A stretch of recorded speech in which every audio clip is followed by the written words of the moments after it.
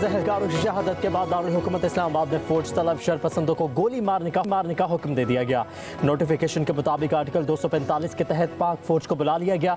Army को किसी भी इलाके में अमन अमान की सूरत हाल बरकरार रखने के लिए कर्फ्यू लगाने के इख्तियारात भी तफवीज़। इस्लामाबाद में PTI के एहतजाजी मुजाहरे के दौरान श्रीनगर हाईवे पर शरपसंदों ने रेंजर्स एहलकारों पर गाड़ी चढ़ा दी, जिससे 3 रेंजर्स एहलकार शहीद, 3 रेंजर्स और 2 पुलिस के जवान शदीद जख्मी हो गए। कानून नाफिज करने वाले इदारों पर हमले में अब तक रेंजर्स के 3 जवान और पुलिस के 2 जवान शहीद हो चुके हैं।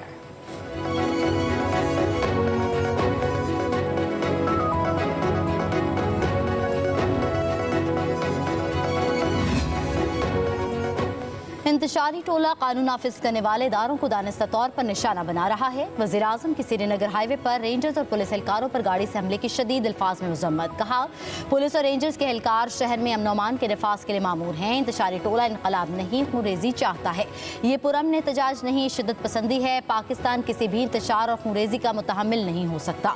मज़मूम सियासी मकासद के लिए खूनरेजी नाकाबिल कबूल और इंतहाई काबिल मजम्मत है। वज़ीर आज़म की वाक़े में मुलव्वस अफराद की फ़ौरी निशानदही करके इन्हें करार वाकई सजा दिलवाने की हिदायत।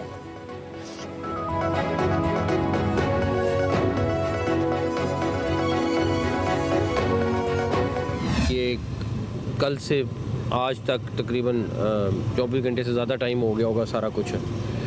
इस सिलसिले में उन्होंने 2 दफ़ा जाके जेल में मुलाकातें भी की।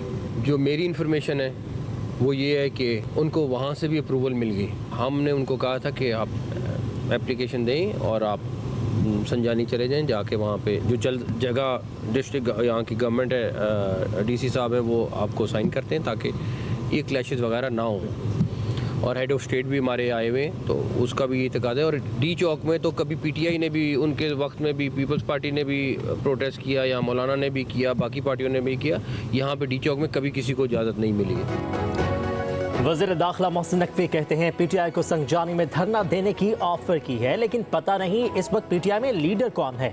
कोई जवाब नहीं मिला। कहा कि खबर है कि इन्हें जेल से भी अप्रूवल मिल गई है। अब मालूम नहीं कि बानी से ऊपर भी कोई लीडर है जिसने मानने से इनकार किया है। वज़ीर दाखिला ने कहा कि फायरिंग का जवाब फायरिंग से मिलेगा। इंतहाई कदम उठाने पर मजबूर ना किया जाए। कर्फ्यू भी लगाना पड़ा तो लगा देंगे। इस्लामाबाद पर कब्जा नहीं करने देंगे।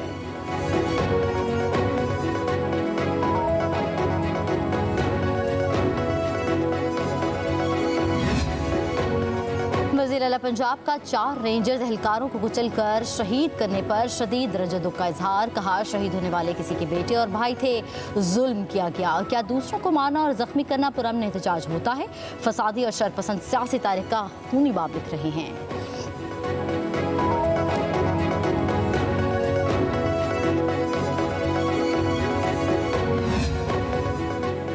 तहरीक इंसाफ का D चौक इस्लामाबाद धरने का मुकाम तब्दील होने का इम्कान। PTI वफ्द की बानी PTI से अडयाला जेल में 2 मुलाकातें हुई। पार्टी ज़राए के मुताबिक बानी PTI ने धरना D चौक के बजाय संगजानी में देने की इजाज़त दे दी। बुशरा बीबी ने बानी PTI से खुद तस्दीक किए बगैर इजाज़त से इनकार कर दिया। बानी PTI ने बुशरा बीबी के लिए खसूसी वीडियो पैगाम रिकॉर्ड किया। बुशरा बीबी की आमादगी के बाद एहतजाजी धरना संगजानी मुंतकिल करने का फैसला होगा।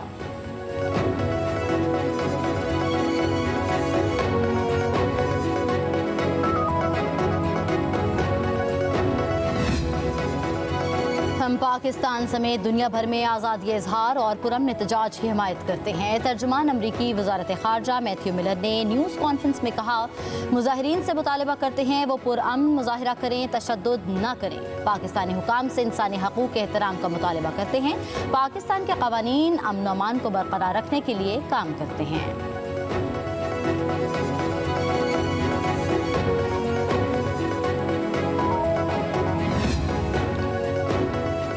वफाकी दारुल हुकूमत में आज दूसरे रोज़ भी तमाम तालीमी इदारे बंद। ज़िला इंतज़ामिया के मुताबिक तालीमी इदारों की बंदिश का फैसला मौजूदा सूरत हाल के पेश नज़र किया गया।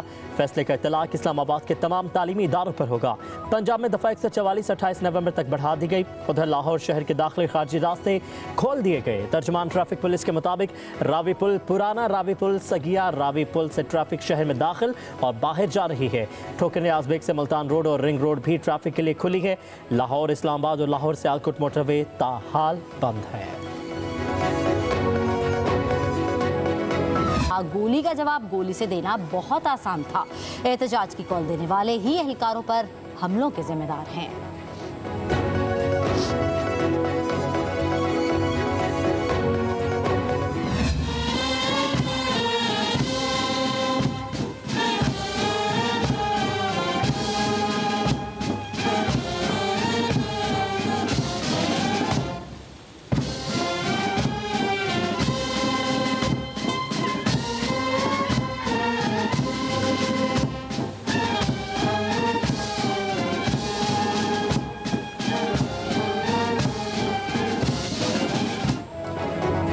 बेलारूस के सदर अलेक्जेंडर लुकाशेंको की वज़ीर आज़म हाउस आमद। वज़ीर आज़म शहबाज शरीफ ने इस्तकबाल किया।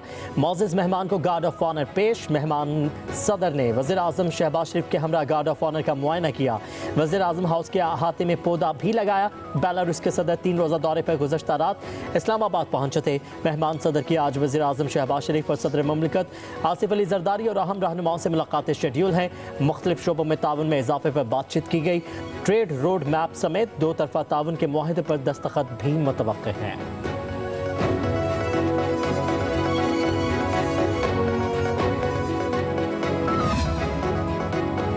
पाकिस्तान स्टॉक एक्सचेंज में मंदी के बाद जबरदस्त तेजी। मार्केट में 100 इंडेक्स 1 लाख की सतह अबूर करने के करीब पहुंच गया। इंडेक्स 99,000 की तारीखी बुलंद तरीन सतह पर बहाल।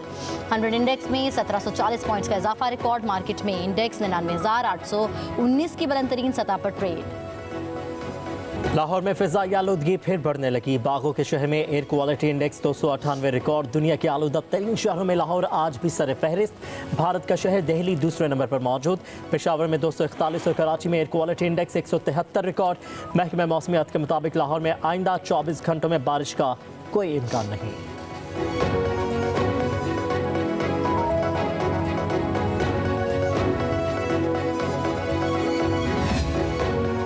सुप्रीम कोर्ट का तलोर शिकार के खिलाफ समाअत करने वाला आईनी बेंच टूट गया। जस्टिस जमाल खान मंदुखेल ने केस की समाअत से माजरत कर ली। कहा, बलोचिस्तान हाई कोर्ट में तलोर शिकार के खिलाफ केस सुन चुका हूँ। एडिशनल अटॉर्नी ने कहा कि तलोर शिकार का तस्वर मारखोर के ऑफिशियल शिकार की तरह है। मारखोर के शिकार को ट्रॉफी हंटिंग का नाम दिया गया है।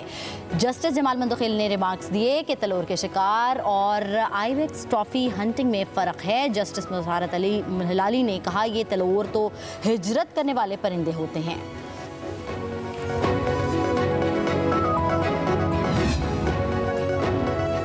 आईनी बेंचेस के क़याम के बाद सिंध हाई कोर्ट ने आईनी दरखास्तों पर समाअत से मुआज़रत कर ली। सिंध हाई कोर्ट में SBCA के मामले पर दरखास्त के फौरी समाअत की इस्तदा।